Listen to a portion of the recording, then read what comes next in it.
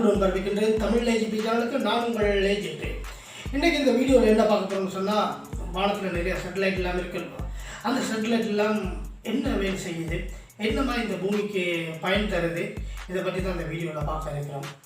இந்த வீடியோ முழுமையாக பாருங்கள், கடைசி வரையும் பாருங்கள். நல்ல தகவல் இது என்று சொன்னால் நிச்சயமாக நீங்கள் அந்த சேட்டலைட்டுகளை பற்றி நீங்கள் முழுமையான தகவல்கள் எல்லாம் அறியக்கூடியதாக இருக்கும். சில நேரத்தில் அதுக்கு முன் எங்கள் சேனலை நீங்கள் சப்ஸ்கிரைப் செய்யறதா மறக்காமல் ஒரு சப்ஸ்கிரைப் செய்து கொள்ளுங்கள். அப்போது தான் நான் போடும் புதிய புதிய வீடியோக்கள் எல்லாம் உங்களுக்கு உடனுக்குடன் வந்து சேரும். சில நேரங்களே வாருங்கள், தொடர்ந்து நாங்கள் வீடியோக்கள் செல்வோம். நீங்கள் நினைக்கலாம், என்னடாப்பா ஒரே எந்த நேரம் பார்த்தாலும் வாரத்துக்கு ஒரு முறை ஏதோ ஒரு சேட்டலைட் வானத்தில் அனுப்பிக்கிட்டே இருக்கிறாங்களே, அங்கே போய் என்னத்தை செய்கிறாங்க? இங்கேயே இவ்வளோ பிரச்சனை இருக்குது, எங்கள் உலகத்திலேயே இவ்வளோ பிரச்சனை இருக்குது, அதெல்லாம் தீர்க்க முடியாமல் மேலே போயிட்டு சும்மா இருக்கிற காசை கொட்டி கொண்டு போய் அங்கே செலவழிக்கிறாங்களேன்னு சொல்லி நீங்கள் தான் நினைப்பீங்க. நானும் ஒரு காலத்தில் அப்படி தான் நினைச்சேன். நான் இப்படி ஒரு என்னடாப்பா உள்ள காசெல்லாம் கொண்டு போய் அங்கேயே போயிட்டு செலவழித்து கொண்டு இருக்கிறாங்களே, இதனால் என்ன பயன் இருக்க போகுது என்று சொல்லி.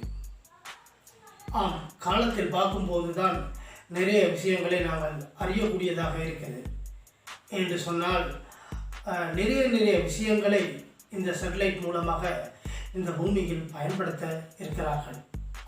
1957 இந்த விண்வெளி பயணம் தொடங்கியது. அன்றிலிருந்து இன்று வரைக்கும் விடாமல் முயற்சி செய்து பல வெற்றிகளையும் சாதனைகளையும் படைத்து கொண்டு தான் இருக்கிறாங்க. உங்களுக்கு தெரியும். சரி, இந்த சேட்டலைட்டை பற்றி சொல்லுவோம். இந்த சேட்டலைட்டில் என்ன விதமான ஃபங்க்ஷன் பண்ணுதுன்னு, எங்களை பூமிக்கும் இதுக்கால என்ன மாதிரி ஃபங்க்ஷன் பண்ணுதுன்னு சொல்லி, இது ஒரு 3 விதமான தரத்தில் இந்த சேட்டலைட்கள் நிறுத்தப்படுகிறது. எங்களோட பூமியிலேருந்து 3 விதமான ஒரு கோட்பாட்டுக்குள் இது நிறுத்தப்படுகிறது. அதாவது லியோ, ஜியோ, மியோ. நீங்கள் நினைக்கிற என்னடாப்பா லியோ மியோன்னு கொண்டு இருக்கிறானே என்று சொல்லி, அது வேறு ஒன்றும் இல்லை. Low beat, medium beat, high beat. அதாவது எங்கள் பூமி வட்ட பாதைக்குள் அருகில் இருப்பதும் மற்றும் அதன் பின்பு மீடியத்தில் இருக்கும்போதும் மற்றது லோவில் இருக்கிறது. அது ஒரு ஆர்பிட்டர் வட்டத்தில் இது சுற்றி கொண்டே இருக்கும். கிட்டத்தட்ட இப்போ நீங்கள் பார்க்க போனால் ஒரு சாதாரணமாக எங்கள் பூமியும் சுழன்று கொண்டு தான் இருக்கிறது. 1670 கிலோமீட்டர் வேகத்தில் சுற்றி கொண்டிருக்கிறது. அதற்கு ஈடாக அனைத்து சேட்டலைட்டும் சுற்ற வேண்டும். அப்போது தான் பூமியில் இருக்க தரவுகளை சரியாக எங்களுக்கு வழங்க முடியும். முன்னுக்கு ஒரு உதாரணத்துக்கு உங்களுக்கு சொல்ல போகிறோன்னு சொன்னால், ஒரு கார் முன்னுக்கு போய்கொண்டிருக்கு, ஸ்பீடாக போய்கொண்டிருக்கு. நாங்கள் அதை சந்திக்கணும்னு சொன்னால் நாங்கள் அதுக்கு ஈடாக போனால் தான் அவரை சந்திக்கலாம், இல்லைன்னு சொன்னால் சந்திக்க முடியாது. இப்போ இதிலேருந்து உங்களுக்கு விளங்குது நினைக்கிறேன். கிட்டத்தட்ட இப்போ இந்த சேட்டலைட்டை 320 கிலோமீட்டர் தூரத்தில் உயரத்தில் தான் கடைசி இறுதி வரை நிப்பாட்ட முடியும். இல்லாட்டி கொஞ்சம் கஷ்டம், தவறான கீழே வந்து விழுந்துடும். விழுந்தால் என்ன நடக்குன்னு தெரியும் தானே. அதனால் அதை விழாமல் இருக்கிறதுக்காக இந்த பூமியில ஈட்டு சக்திக்கு அங்காள நின்று, என்னோட ஈட்டு சக்தி கூட தானே பூமியில், அதனால் கொஞ்சம் மேலே உயர்த்தி நிப்பாட்டி வைப்பார்கள். அது ஒரு ஸ்டேஜில் இது நிறுத்தப்பட்டே இருக்கும். சரி, இந்த சேட்டலைட்டை பற்றி இப்போ பார்ப்போம். இந்த சேட்டலைட்டில் இப்போ நீங்கள் பார்ப்பீங்க, இந்த டிவியில் இருக்கிற நேரடி ஒளிபரப்புகள் எல்லாம் செய்கிறதுக்கும் சேட்டலைட் தான் பயன்படுத்தும். மற்ற தொலைபேசி இதுகளுக்கும் சேட்டலைட் தான் பயன்படுத்துகின்றார்கள். இந்த சேட்டலைட்டால் பாருங்கள் நிறைய நன்மைகள் கிடைக்கிது என்று சொன்னால், ஒரு அவசர தேவையை நாங்கள் பூர்த்தி செய்ய வேண்டும் என்று சொன்னால், தற்செயலாக உடனடியாக எங்கேயாச்சும் ஒரு மருத்துவ தேவைகள் ஏற்படும் என்று சொன்னால், ஒரு மருத்துவ வசதியே இல்லாத ஒரு கிராமம் ஒன்று வைத்துக் கொள்வோமே, அந்த கிராமத்தில் மருத்துவ உதவி தேவை என்று சொன்னால், ஒரு டாக்டரை டக்குன்னு கன்சல்ட் பண்ணுறதுக்கு என்ன செய்வேன், டக்குன்னு ஒரு ஃபோன் எடுத்தால் இப்போதைய தொழில்நுட்பத்தில் டக்குன்னு நாங்கள் தொடர்பு ஏற்படுத்தலாம். இதற்கு உதாரணமாக முதல் பாருங்கள், நாங்கள் கடிதம் அனுப்பினால், அது ஒரு கிழமையோ இல்லாட்டி ஒரு மாதம் கூட கழித்து சேரக்கூடிய வாய்ப்புகள் இருக்குது. அதாவது வெளிநாடு துறைகளில் வேலை செய்து கொண்டிருப்பவர்கள் கடிதம் அனுப்பினால் இங்கு சேர்வதற்கு 1 மாதமாக இருக்கும். ஆனால் இப்போது பாருங்கள், ஒரு நொடியில் நாங்கள் திரையில் அவர்களின் முகத்தை பார்த்து அவர்கள் நலம் விசாரிக்கக்கூடியதாக இருக்குது. அது மட்டுமல்ல, விவசாய துறைகளும் இது நிச்சயமாக பயன்படுத்தி கொண்டிருக்கின்றது. விவசாயத்தில் அந்த நிலங்களை எவ்வாறாக பயன்படுத்த முடியும், அந்த நிலத்தில் இருக்க வளங்கள் எப்படி என்பதை பற்றி அது உன்னிப்பாக அவதானித்து அது தகவலை திரட்டும். அது மட்டுமல்ல, கடல் வளத்திலும் கூட அது ஒரு பயன் தருகின்றது.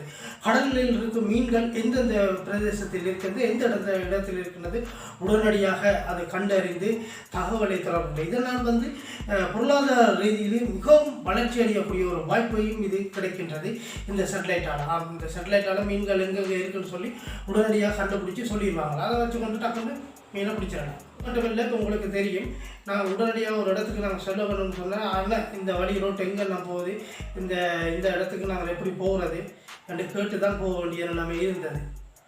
அவங்களும் சரியாக சொல்ல மாட்டான். இந்த வழியால் போவோம், அந்த குறுக்கால போயிட்டு அந்த சந்தியால் திரும்பினீங்கன்னு சொன்னால் வரலாம் என்று சொல்லுவாங்க. ஆனால் அப்படி இருக்கும்போது அப்படியும் நாங்கள் போய் தேடி பிடிச்சாலும் கண்டுபிடிக்க முடியாது. ஆனால் இப்போ பார்த்தீங்களா, ஒரு நொடி இல்லை, ஜிபிஎஸ் ரைட். நீங்கள் இருக்கிற இடத்த லொக்கேஷன் அவங்கள்ட்ட அப்படி சேர்ச் பண்ணிட்டோம்னு சொன்னால், நாங்கள் செட் பண்ணோம்னு சொன்னால் டைரெக்டாக கொண்டு போய் அந்த லொக்கேஷனில் போய் நாங்கள் அவங்கள போய் சந்திக்கலாம். அப்போ பாருங்கள், நாங்கள் எவ்வளோ தொழில்நுட்பத்தில் நாங்கள் வளர்ச்சி அடைந்து விட்டோம். இப்போது இந்த பூமியை சுற்றி 8000க்கு மேலே சேட்டலைட் இருக்குது. என்னடா 8000க்கு மேலே சேட்டலைட் இருக்கா, அவ்வளோ சேட்டலைட் அங்கே கொண்டு போய் வச்சுருக்கிறாங்களா என்று சொல்லி நீங்கள் நிற்கலாம். ஆமாம், 8000 இப்போ பஞ்சம் பண்ணதில்லை, கொஞ்சம் இப்போ 1900 கிட்ட தான் இப்போ அது பஞ்சம் பண்ணி கொண்டு இருக்குது. மற்றதெல்லாம் பஞ்சம் பண்ணுறது இல்லை, இப்போ எல்லாம் தான். அப்போ எல்லாம் அங்கேருந்து என்னடா செய்யுது, அதெல்லாம் விழாத பூமிக்கிட்டு அதனுடைய அதை என்னென்று இப்போ அந்த பூமி வட்டத்துலேருந்து இல்லாமக்குறாங்கன்னு பார்ப்போம். அதாவது அதனுடைய பயன்பாடுகள், அதாவது அதில் வேலை முடிஞ்சிச்சுட்டு சொன்னால், அந்த செட்டலுடைய காலம் அதுக்கு அவருக்கு கொடுத்த டியூட்டி எல்லாம் முடிஞ்சிட்டு சொன்னால், அவர் என்ன செய்யணும்னு சொன்னால், கொஞ்சம் அதுக்குன்னு ஒரு ஃபியூவல் செட்டிங்லாம் வச்சுருப்பாங்க. இந்த காலம் முடிஞ்சோட அதை என்ன செய்வோம், கொஞ்சம் ஈர்ப்பு சக்தியை கொஞ்சம் அந்த ப்ரெஷரை கொடுத்து கொஞ்சம் வெளியே தள்ளி விட்டுருவாங்க. அவர் என்ன சொன்னால், இந்த பூமியில் இல்லை பாதிக்குள் இல்லாமல் கொஞ்சம் வெளியே தள்ளி விட்டுருவாங்க. அது வெளியே போய் இல்லாட்டி அப்படியே பிளாஸ் ஆகிற மாதிரி செட் பண்ணிடுவாங்க. இப்படியே அங்கே எழுதப்பட்டமா அது நிறைய குப்பை மாதிரி நிறைஞ்சு போயிருக்கு. நிறைய இரும்பு இருக்கும் மேலே. போனால் மேலே போனால் இரும்பு எக்கச்சக்கமாக அள்ளிட்டு வரலாம். ஆனால் கொண்டு போகிறது தான் பெரிய கஷ்டம். எல்லாத்தையும் தூக்கிட்டு கொண்டு வந்துன்னு சொன்னால், இதை விட நவீன துளமாக அதை ரீசைக்கிள்ஸ் பண்ணி நிறைய இன்னும் என்னென்னு சொன்னால் இலகுவான விண்வெளிகள் ஆய்வுகளை செய்வதற்கு மிக பயன்தரமாக இருக்கும்.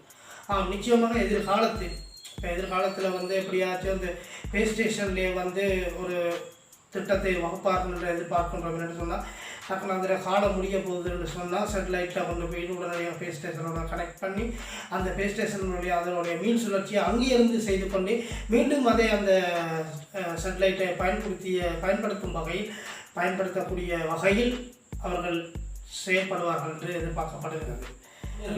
எங்கள் விண்வெளி தகவலை அறிவதற்காக நிறைய வளங்களை நாங்கள் எங்கள் பூமியிலிருந்து இழந்து கொண்டு தான் இருக்கிறோம்.